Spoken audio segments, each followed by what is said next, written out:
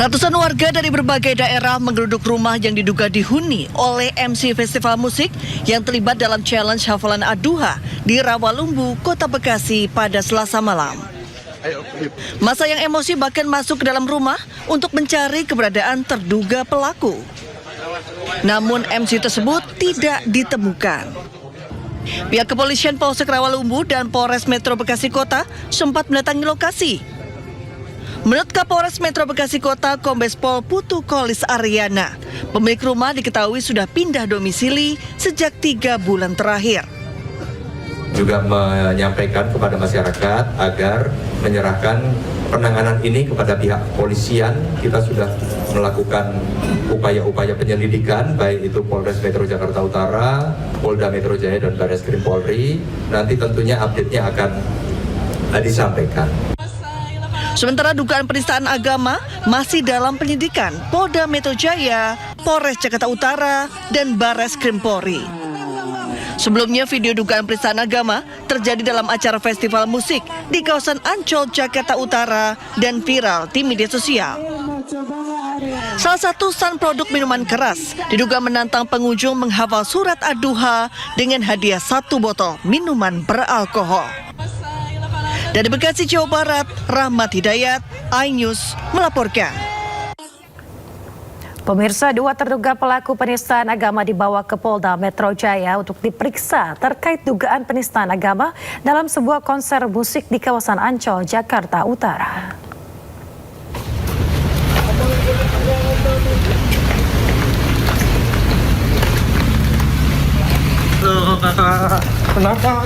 Dua terduga pelaku penistaan agama berinisial R dan E dalam sebuah konser musik di kawasan Ancol, Jakarta Utara tiba di Polda Metro Jaya pada Rabu malam. Keduanya dikawal pihak polisian dan tampak tertunduk ketika melihat adanya awak media. Saat dimintai keterangan oleh awak media, keduanya memilih bungkam dan terus berjalan memasuki gedung Direskrimum Polda Metro Jaya. Saat ini pihak polisian masih mendalami adanya unsur pidana dalam kasus penistaan agama tersebut.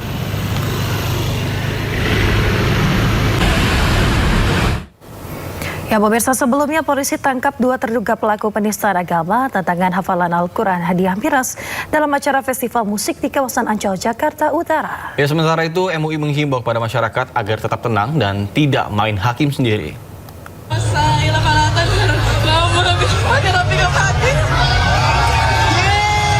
Pasca heboh dugaan penistaan agama dalam acara festival musik di kawasan Ancol, Jakarta Utara pada Minggu, polisi telah mengamankan 2 orang terduga pelaku penistaan agama. Selain itu, hingga kini polisi masih terus melakukan pemeriksaan secara maraton terhadap sejumlah saksi. Dalam waktu dekat, polisi berencana akan melakukan gelar perkara untuk meningkatkan kasus menjadi penyidikan. Kedua terduga pelaku terancam dengan pasal 300 atau 301 dengan ancaman kurungan maksimal 5 tahun penjara. Untuk terduga pelaku penistaan saat ini sudah diamankan di Polres Metro Jakarta Utara.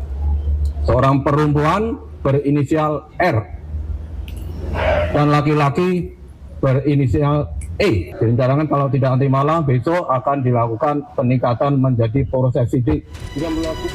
Didampingi Wali Kota Jakarta Utara, pihak MUI juga telah melaporkan adanya kasus penistaan agama ke Polres Metro Jakarta Utara dan meminta polisi dapat menindak dengan cepat dan transparan.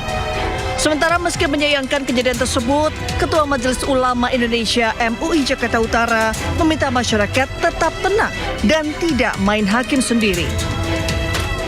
Kami menghimbau seluruh umat Islam dan masyarakat Jakarta Utara untuk tetap tenang, tidak melakukan tindakan anarkis, tidak melakukan perusakan, dan tidak main hakim sendiri. Kita sama-sama jaga kenyamanan, keamanan, dan kondusivitas Jakarta Utara. Sebelumnya, seorang perempuan yang merupakan penonton konser memberikan tantangan ke penonton lainnya untuk membacakan surat Ad-Duha, salah satu ayat suci Al-Quran dengan hadiah diduga minuman keras. Dari Jakarta, Sofyan Firdaus, iNews melaporkan. Pemirsa, Gubernur Jakarta Prabowo Anung perintahkan jajarannya untuk memeriksa dan membawa kasus tantangan hafalan Al-Quran berhadiah miras di Ancol, Jakarta Utara kerana hukum. Tantangan hafalan Al-Quran berhadiah minuman keras yang digelar di kawasan Ancol, Jakarta Utara memicu reaksi keras dari Pemprov DKI Jakarta. Gubernur Jakarta Pramono Anung menegaskan tidak akan memberikan toleransi kepada siapapun yang bermain-main dengan isu agama, terlebih di wilayah fasilitas milik Pemprov DKI Jakarta. Guna memberikan efek jera, Pramono telah memerintahkan asisten Kesra untuk segera memproses dan juga mengambil tindakan hukum terhadap penyelenggara acara. Dirinya menegaskan tidak akan memberikan toleransi terhadap pihak yang memainkan isu agama yang bisa mengganggu kedamaian di Jakarta. Saya kemarin sudah membuat statement yang menurut saya sebagian teman-teman sudah mengetahui itu.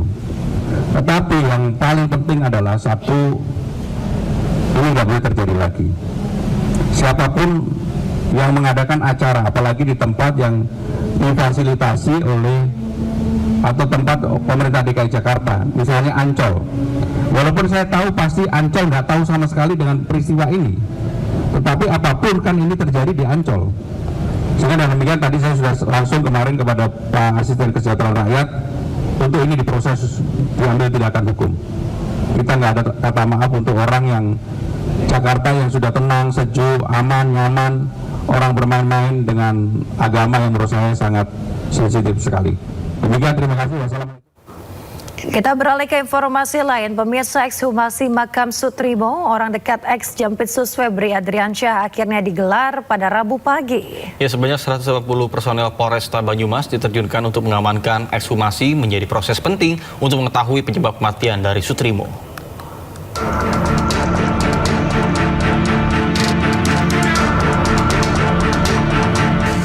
Puluh hari setelah kematian, akhirnya makam Sutrimo dibongkar.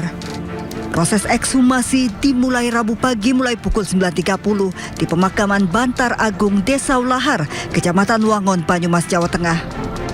180 personel Polresta Banyumas disiagakan menjaga ekshumasi dan sejumlah petugas penggali dilibatkan.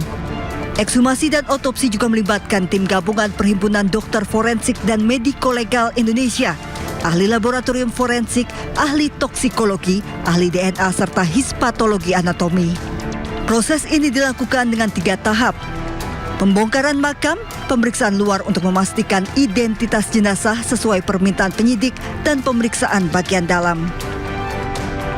Jadi pada saat ini kami sampaikan keluarga almarhum sudah memberikan izin, memberikan restu secara resmi untuk dilakukan ekshumasi pemeriksaan jenazah untuk mengetahui riwayat medis maupun apa yang akan kita harapkan di dalam penemuan ini oleh tim gabungan dokter forensik.